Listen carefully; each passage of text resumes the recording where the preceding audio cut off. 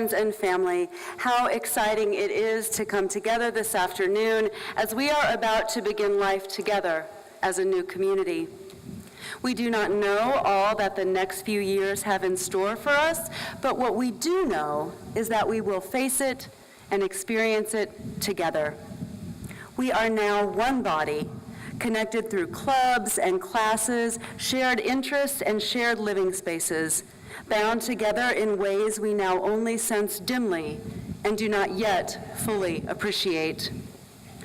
There is a beautiful image for this kind of interconnectedness that encompasses not only those of us who are here now, but also stretches wide to include our families and friends we left behind, and indeed those whom we will come to know only in the future.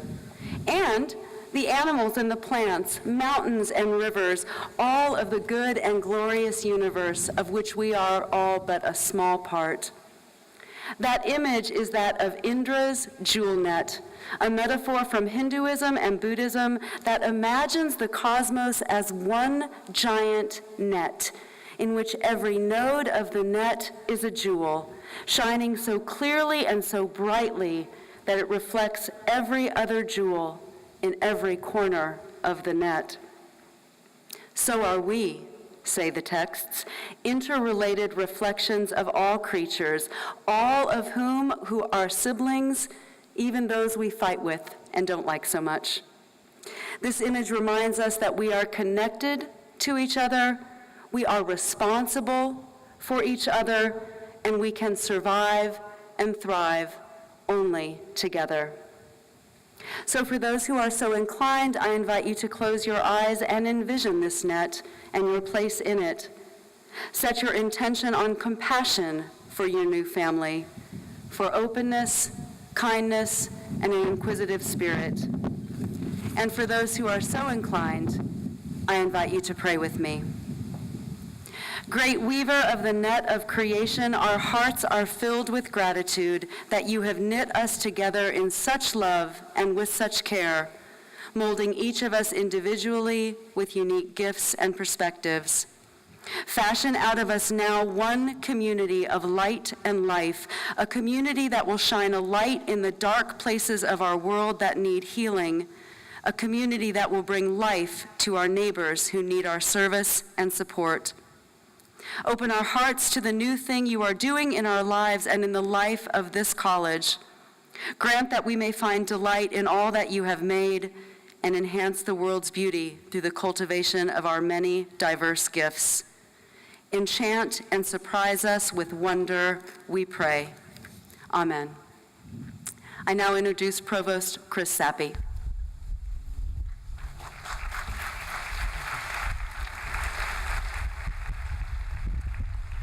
Good afternoon, and welcome to Gettysburg College. On behalf of the college faculty, I'm delighted to receive and to extend a warm welcome to the class of 2022, and for that matter, all students who are new to Gettysburg. We who are your faculty, your future professors, advisors, mentors, welcome you with enthusiasm into our community of teachers, scholars, and artists. While you will naturally come to know us in our classrooms, our laboratories, and our studios, you will have conversations with us in our offices or our studios. You will share meals and exchange ideas with us. You will sit with us next at lectures, sporting events, and musical performances. You will join us in scholarly and creative endeavors. During your 4 years here, you will grow and mature with us. And as time passes, our community will come to be one in which you feel at home. I address you this afternoon in my official capacity as the college's provost. As the Dean of Faculty, I'm responsible for overseeing and strengthening the college's academic core. Furthermore, as provost, I join my faculty colleagues who are seated on my right and left in honoring the role of the liberal arts as we strive to appreciate and understand the world, past and present, throughout our lives. What awaits you at this special place is an intellectual experience framed within a structure made of a broad and thoughtful curriculum. opportunity for scholarly and creative work with your professors, an atmosphere of trust and mutual respect, and a life outside the classroom where you are compelled to consider your academic work in the context of being a citizen engaged by your surrounding community. The curriculum comprises a wide array of courses and is constructed around 4 broad learning objectives that your faculty has established for you. By the time you depart Gettysburg College, you will be able to consider ideas from multiple disciplinary perspectives in sophisticated, critical fashion. You will be exercised to think in a manner that permits you to integrate ideas and information.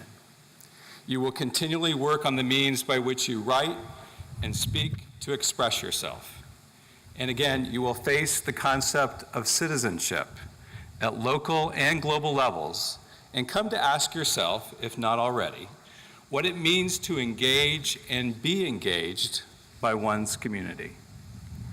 Even though thousands of individuals applied to be part of our community at Gettysburg College beginning this fall, only a select few were invited to join us.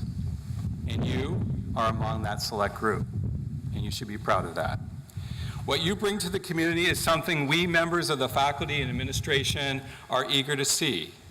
We know of some of your accomplishments, your capabilities, and yet we are curious about your intrinsic qualities, your sense of exploration, your character, your means of interrogating and contributing to the world around you, and how such qualities will enrich our campus community. And believe me, much as we will affect and change you with time, your vibrant presence in this intellectual community will undoubtedly impact all of us.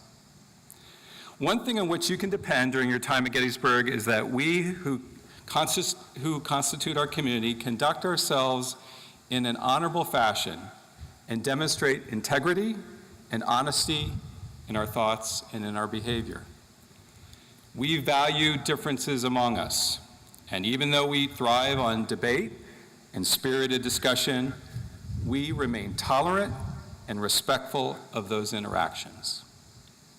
Your recitation of the Gettysburg College Pledge later in the ceremony is a public demonstration of your willingness to assume this responsibility of honor and integrity. Your time here will be a period of great personal challenge and growth.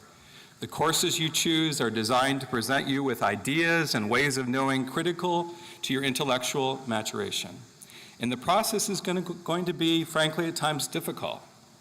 The degree of learning we will expect of you here is going to require a significant level of commitment on your part. And I can't stress that enough. Yet, in 4 years, you will leave this college as a superbly educated person who can meet challenges, can think deeply and intentionally, and can continually enrich and enliven whatever community in which you live. As you prepare to commence your fall courses in a matter of 5 days, a short period of time, I'd like to give you some brief advice for making the most of your liberal arts education here at Gettysburg College. First and foremost, my faculty colleagues and I urge you to work continually in the forthcoming months, if not days, and years, to move beyond your comfort zone, both intellectually and socially. Take advantage of the many opportunities here to experience ideas, perspectives, and people who are not familiar or with whom you may not naturally have comfort.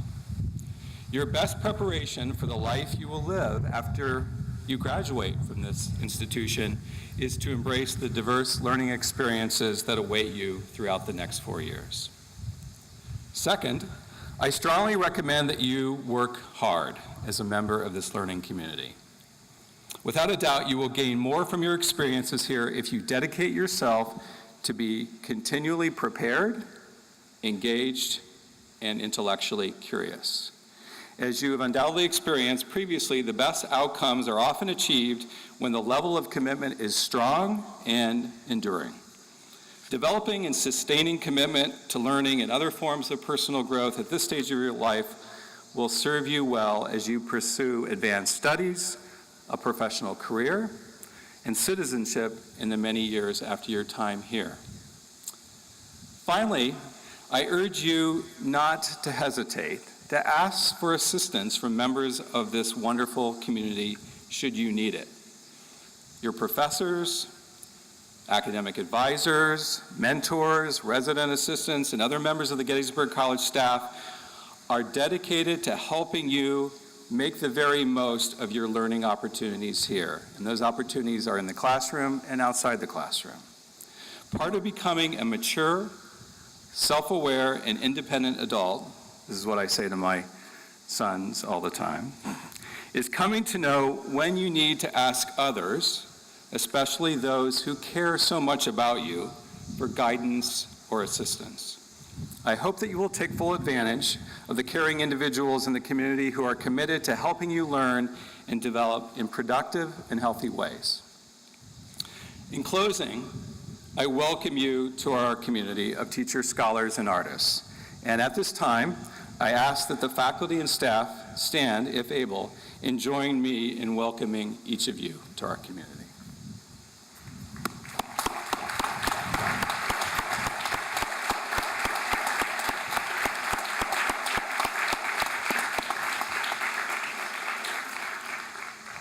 Thank you. And now I'm pleased to introduce Gail M. Sweezy, Director of Admissions.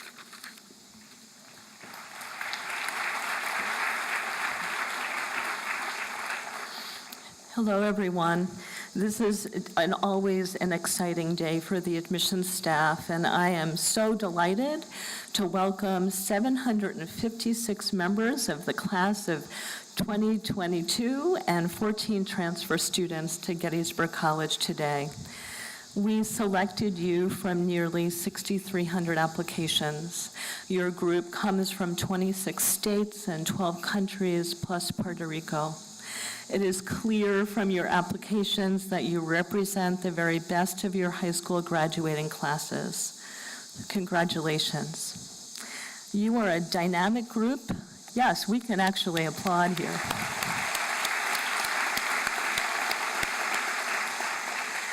So you are a dynamic group, and all of you have done impressive things while in high school. Here is just a sample list of the accomplishments that you bring to Gettysburg. One of you created and built the Unity Park Monument right here in Gettysburg, Pennsylvania. One of you performed 9 times at Carnegie Hall, and another has a poem published in the American Library of Poetry 2016 poetry collection. One of you was a research intern in nanotechnology at Johns Hopkins Hospital, Wilmer Eye Institute. One of you initiated a project that now brings clean water to your village in Kenya. One of you volunteered at a wolf sanctuary in Colorado, and one of you is the Delaware State Banjo Champion.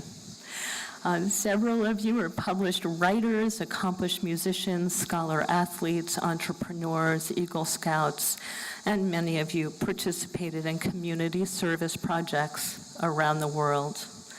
You are an academically talented and very involved group of students, and we expect you to do great work here at Gettysburg College.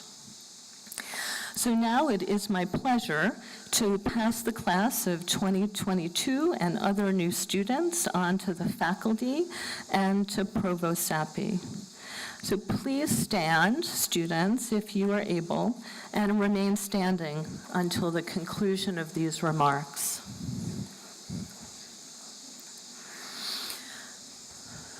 Great.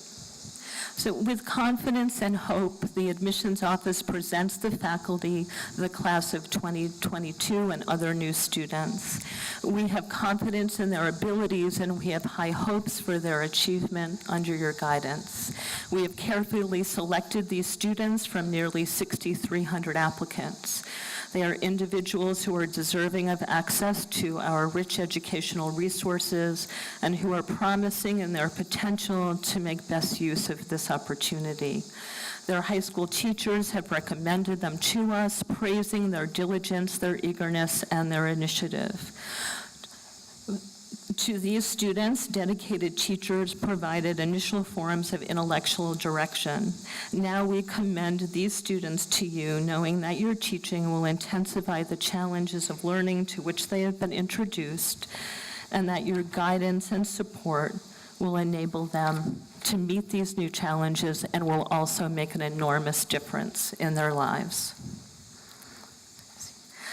So now you may be seated. I am now pleased to introduce Dr. Megan Adamson-Zichapati, Associate Professor of Religious Studies.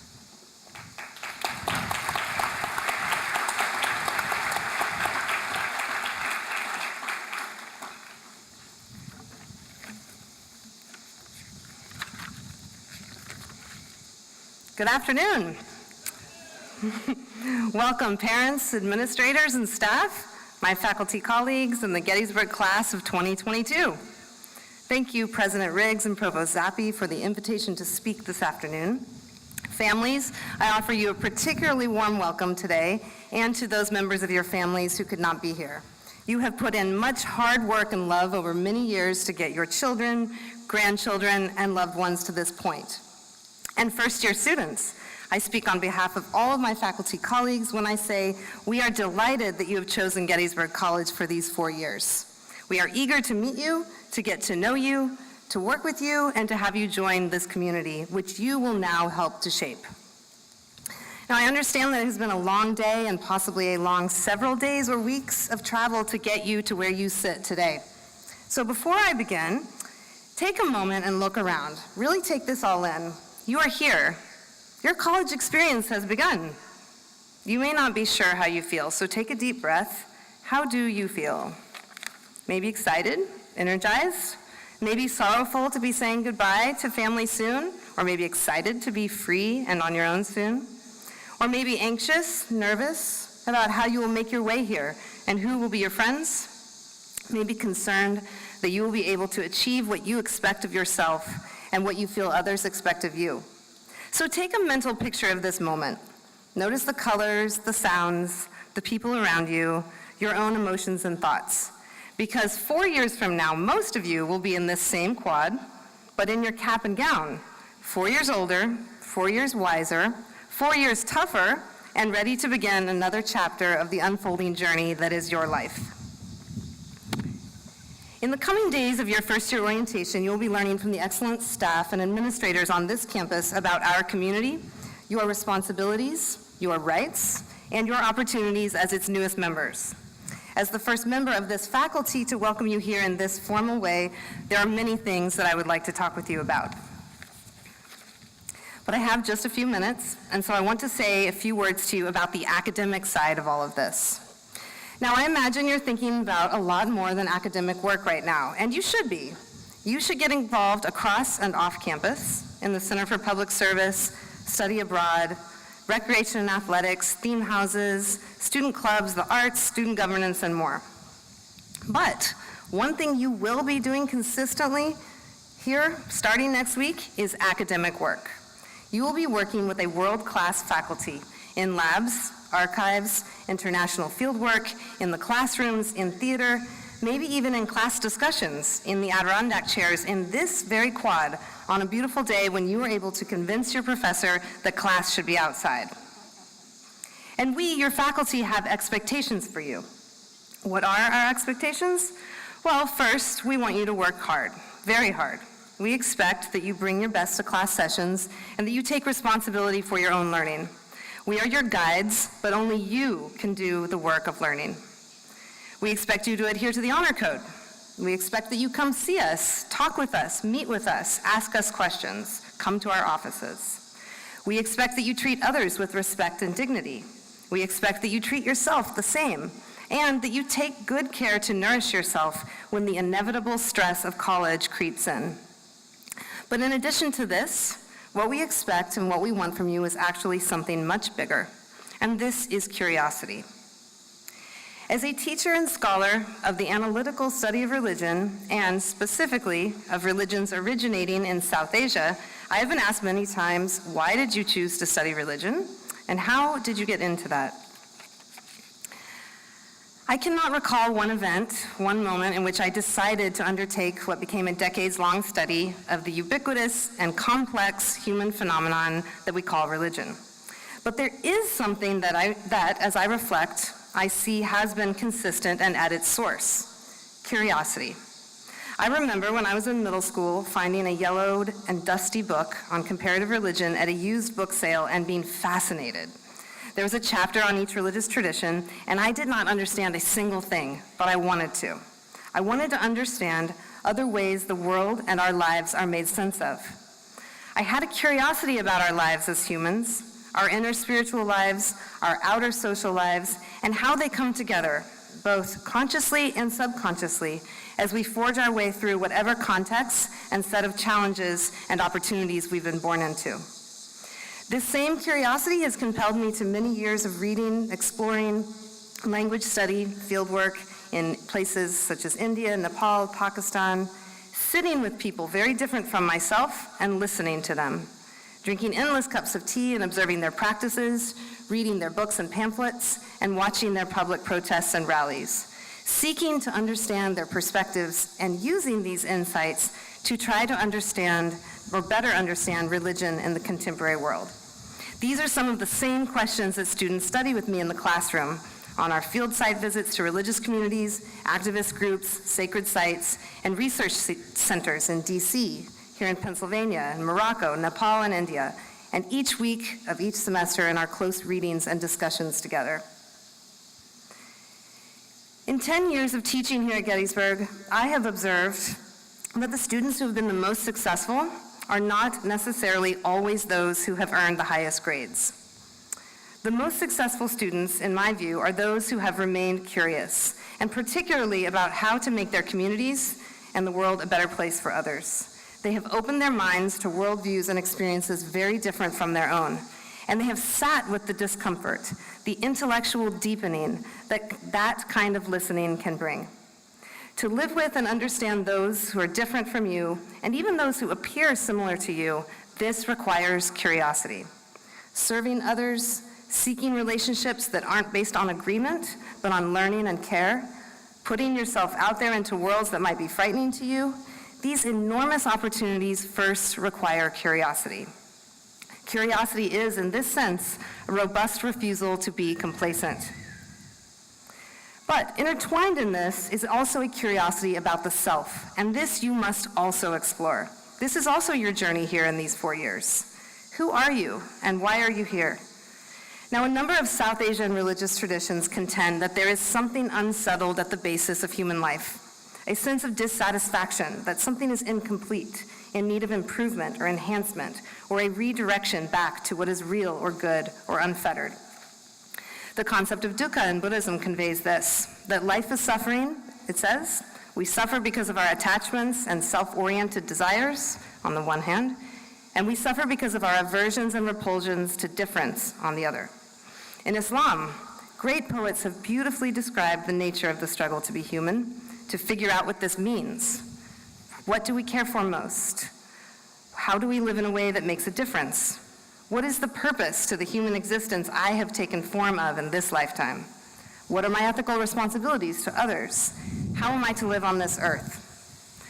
And finally, the Hindu concept of avidya, as an example, or ignorance, says we must cut through the veils of socially constructed ignorance and habituated ways of being to see and experience reality not as we are, but as it is. And because it is always shifting, to probe the complexities of life, to take everything as a question. This means to examine our complicity in the suffering of others, even if we think we are doing good, and to examine our ability to effect change for the better, with even the most minute of actions and intentions. The pursuit of all that we do not understand, both within us and outside us, is what has compelled all discoveries and the production of human knowledge and beauty throughout time. So you are beginning an incredible time in your life, when part of what you are able to do, and you should do in the next 4 years, is figure out what makes you feel alive, connected, inspired, and pursue it. Each one of you has something that you love, something you want to learn more about, or something that kind of bothers you that you want to understand better, so perhaps you can make a change. And let me assure you that even if you're not sure what it is that you are most curious about, most driven by, that's okay too. It's in you, and you will discover it. It will compel you forward. But to find it, you must have an open mind. So follow your curiosity, nascent or already formed as it may be, into the classroom, into faculty offices, and into your co-curricular organizations and service in this community. Let it animate your studies, your conversations, and your actions. You can never fail if you are asking questions, pursuing them with an open mind, and putting in the hard work to follow them through. Whether your curiosity takes you to physics or history or religious studies, health sciences, the languages, art, education, I urge you to find wonder and questions in everything and everyone you encounter, and to put in the hard academic work and commitment that will give you the tools, the critical skills, to excel in the areas that excite you the most.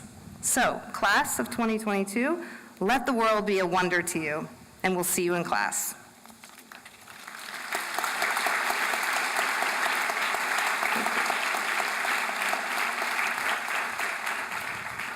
And I am now pleased to welcome Rebecca Hurwitz from the class of 2019.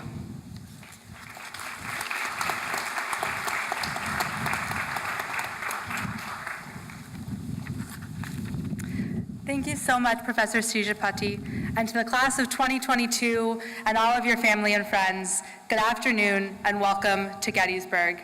I'm so excited to have you all here with us today, and it is truly an honor to stand here and welcome you to a place that I so deeply love. But before I begin, I'd like to tell you a little bit about myself and how I came to speak to you today.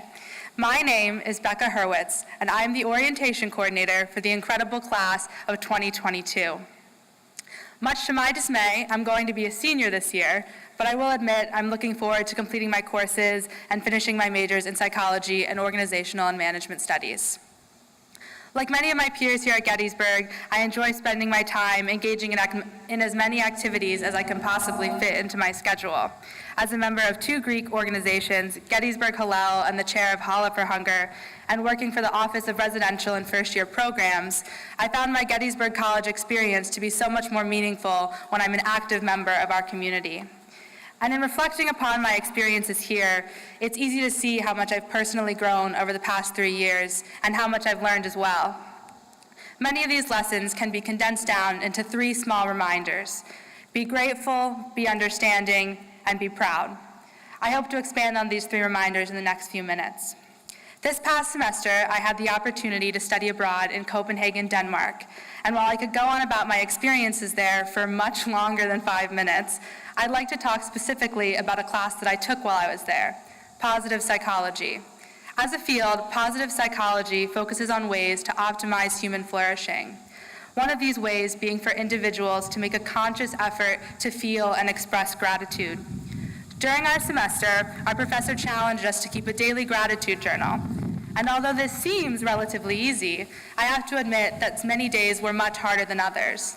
I would look down into a blank page after a day of no sunlight, frigid temperatures, and maybe even a little bit of homesickness. But with time, I learned that despite all of these things, there was truly something good in every day. Our lack of sunlight was battled by our candlelit home, and the temperatures by the warm and delicious dinner that my host dad cooked for us that night. And the homesickness diminished as I thought about my friends that I had met while I was there, and the time we spent earlier in the day chatting and laughing in one of our favorite coffee shops. Life at Gettysburg works under the same principles, and unfortunately, there will be days that feel so much harder than others. But I assure you, if you look for the good, you will find it. And if you still struggle, work to create those good moments for themselves. But most importantly, when you find these little moments of gratitude, express them. Let me give you an example. Every day you spend here at Gettysburg College is a privilege, and the education that you'll receive here is one that so many others will never have access to in their lifetime, and this is something we so easily lose sight of. And while it is true, I know that each of you worked incredibly hard to be here with us today. And I would also like to think you had some help along the way. And this is where my first challenge to you comes in, your first homework assignment, if you will, but I promise you it's not that hard. I want you to take a moment this afternoon and think of somebody who's made an impact on your ability to be here with us today, or maybe even in your life in general, and sincerely thank them. Look them in the eye, pick up the phone and give them a call, or even write them a letter. It's going to mean the world to them. And if you ask me about my personal leadership style, I'd always tell you that I try and lead by example. And this case is no different. So to my mom, my dad, my sister Grace, my grandmother and Uncle David, who are over there in this crowd of people today, thank you, thank you, thank you for all that you do for me and do for me every day. I love and appreciate you so much. See? It's that easy. And while being grateful is important, it's also important to be proud. Proud of yourself and where you've come from, and proud of yourself and all that you've accomplished. If you look around amongst your peers, you'll notice a diverse group of individuals, each of you with different backgrounds and lived experiences, yet bound together by shared moments such as these. And this balance is one of the things that makes Gettysburg great, but it can only be maintained if each of you commit yourselves to it. I encourage each of you to embrace your past, as it is the culmination of all of these events that has led you here to us today, and to pridefully share your passions and thoughts with your peers. But in promoting this, it's important to recognize that there will often be times when your personal views don't align with that of those around you. And when confronted with these differences, the true character of our students is evident. And I understand it's much easier to shy away from these difficult conversations or to root yourself further in your own beliefs. But when confronted with these differences, it's far more important to engage in them, seeking to understand rather than to argue. Gettysburg College strives to be an inclusive community, and how our students interact with one another will either enable or prevent the continuation of this. And I know this sounds like a daunting task, but I'm confident in each of you and your ability to positively contribute to our Gettysburg College community over the next 4 years. And for some of you, maybe the past few years of your life have been focused on joining this very community that we're talking about today. Maybe you had a similar experience to me in high school, when it felt like the driving purpose behind everything that I was doing was to help secure my acceptance into college or boost my resume, take that extra AP class, volunteer with a different club or organization, or even get another job. It always felt like I was never doing enough, and I was constantly being compared to my peers. And while I would love to assure you that you'll experience the exact opposite thing in college, I'm afraid I can't. It's undeniable that here at Gettysburg, we're surrounded by incredibly hardworking, passionate, and involved people. And I know how impressive it is to rattle off a long list of jobs and organizations to your extended family at Thanksgiving, or even a prospective student and their family, and I know this because I've done both. I found myself to be so much happier if I devoted more of my time to a few things that I'm most passionate about.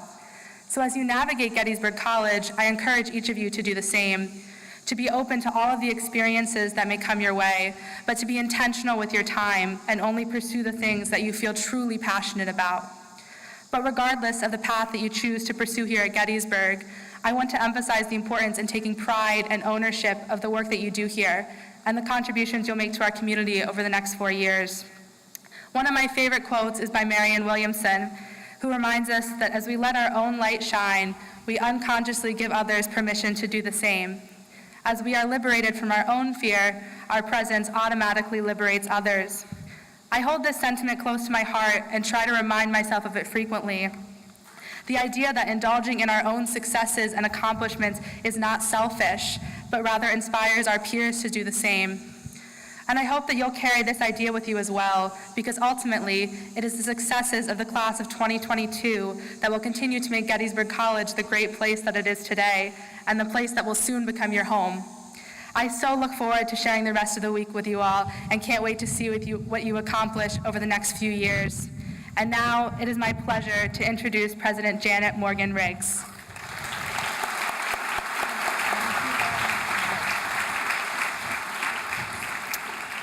Thank you, Becca. Good afternoon, everyone.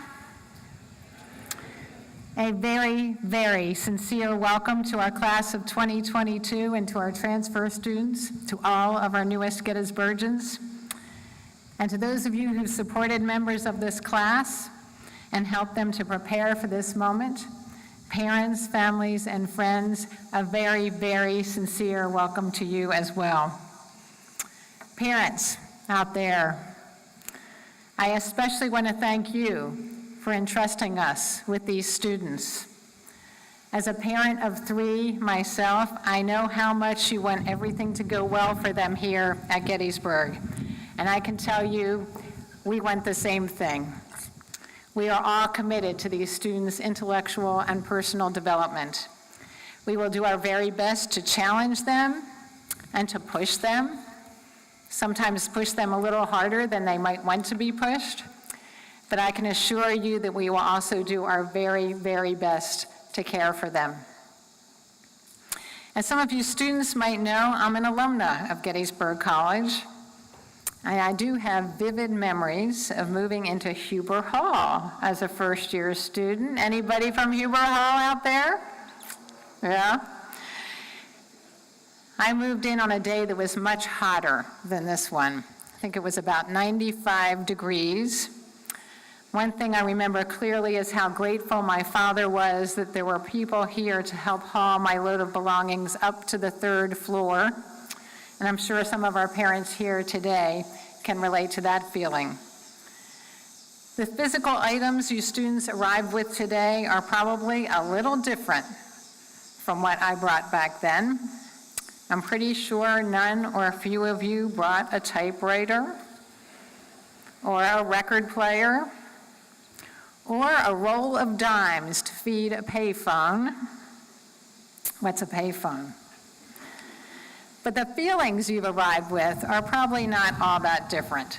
A blend of excitement and anxiety and anticipation of what's to come.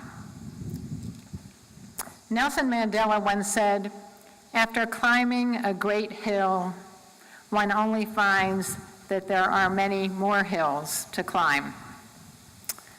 Students on your way here, you have climbed some great hills with your schoolwork, in your communities, some of you on a stage perhaps, or on an athletic field. Some of you have had to overcome significant obstacles along your path to get here, and I commend you for having the persistence to do that. I hope today and for the next 4 years, you view your education as an opportunity to keep climbing.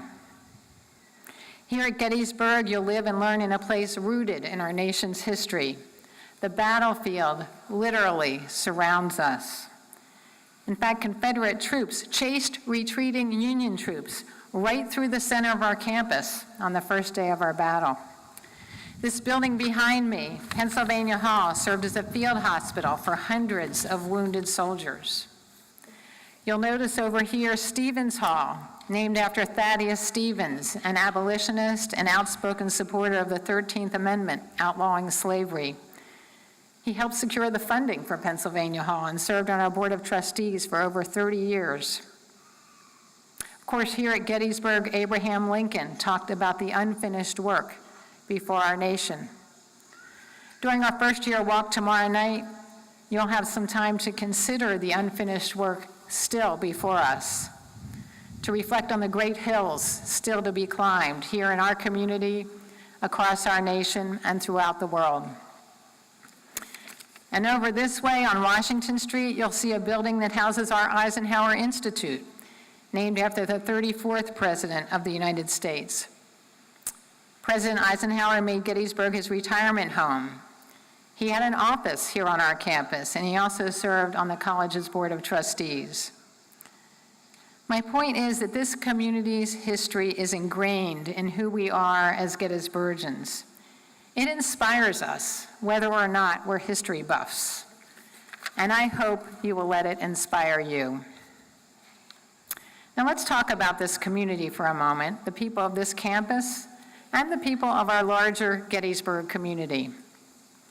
First, let me make a very simple observation.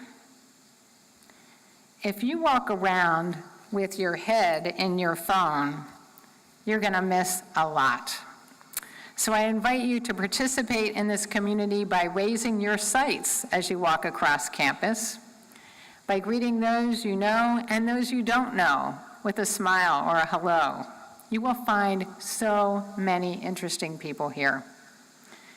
In this class are wealthy students and students who've lived in poverty, students from the US and students from around the world, gay students and straight students, Muslims and Jews and Christians, students of color and students who are white, Republicans and Democrats.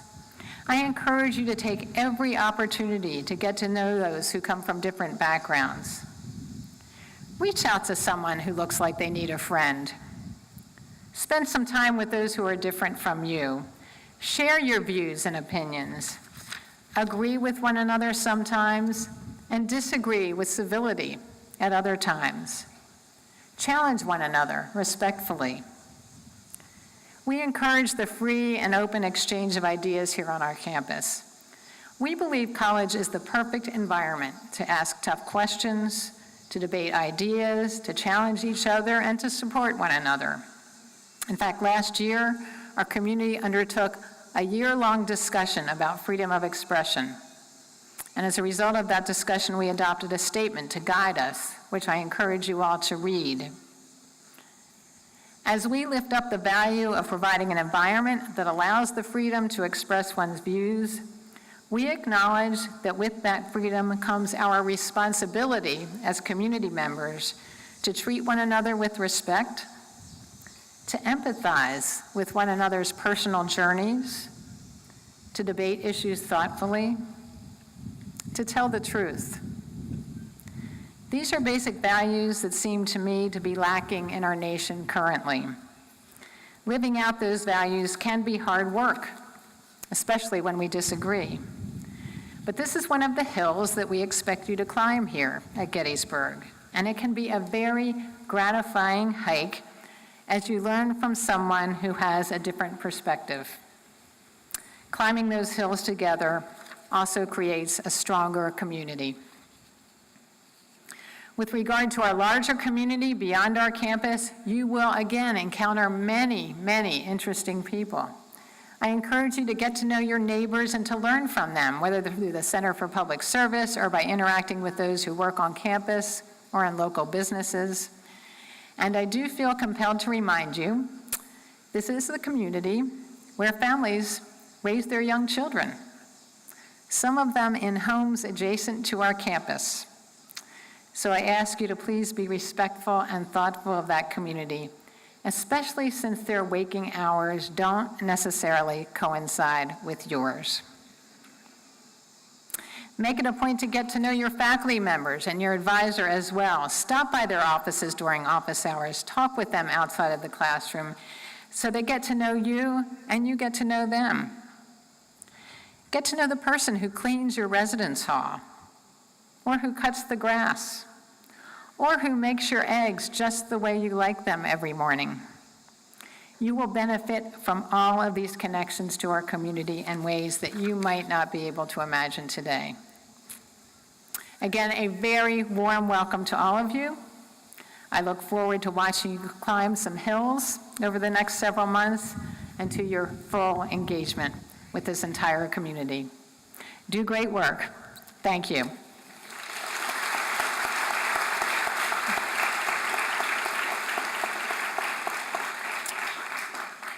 And now will our new students, the class of 2022, and all other new students, please stand if you're able for the matriculation ceremony.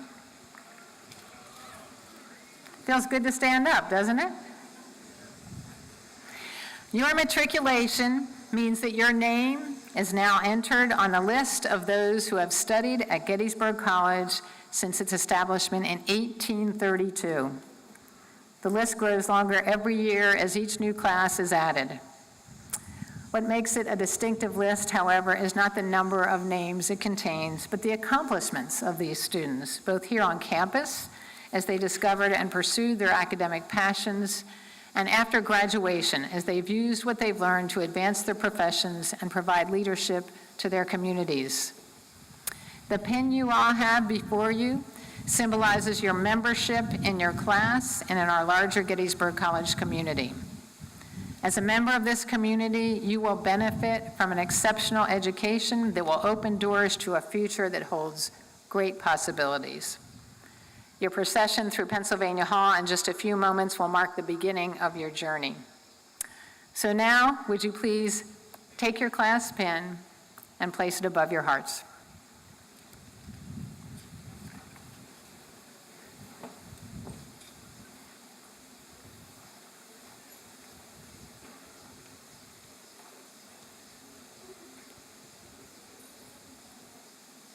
This is the challenging part of the ceremony.